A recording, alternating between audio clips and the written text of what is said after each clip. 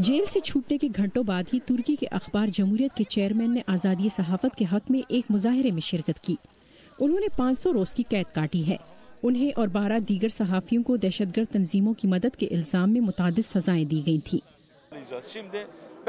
मैं फिलहाल आज़ाद हूँ, लेकिन केस अभी ख़त्म नहीं हुआ। इस एहतजाज को इंसाफ के इन महाफिजों को एक और साथी मिल गया है। हमारे साथ और लोग भी शामिल हो जाएंगे और हम एक बड़ा मजमा बन जाएंगे।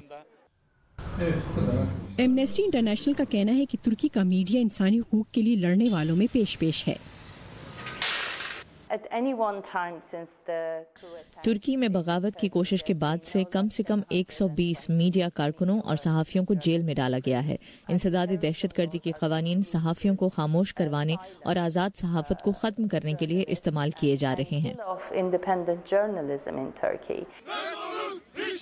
इन कवानीन को 2016 की नाकाम बगावत के बाद तुर्की में हंगामी सूरत हाल के तहत इस्तेमाल किया जा रहा है। हाल ही में इन्हें 7वीं मरतबा लागू किया गया।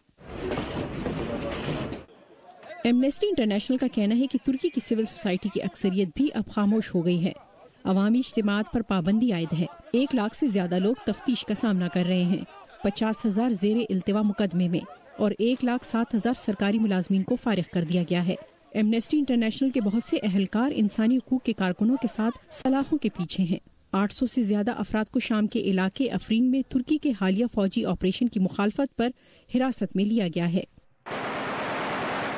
इंसानी हुकूक का दिफा करने वालों को हमारी हिमायत और यकजहती की ज़रूरत है। उन्हें तुर्की पर असर रसूख रखने वाली रियासतों की मदद की ज़रूरत है।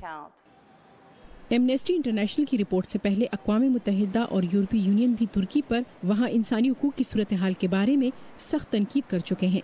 तुर्की की हुकूमत ने बारहा ये कहा है कि क्रैकडाउन का मकसद दहशतगर्द ग्रुपों को निशाना बनाना है और उन्हें जो रियासत के खिलाफ काम करते हैं। हुकूमत 2016 की नाकाम बगावत के लिए अमरीका में मुकीम आलिम फतेहुल्लाह गुलिन को मुरद इल्ज़ाम ठहराती है, ताहम गुलिन इससे इनकार करते हैं। हेनरी रिचवेल की रिपोर्ट के साथ नीलोफर मुगल, उर्दू VOA।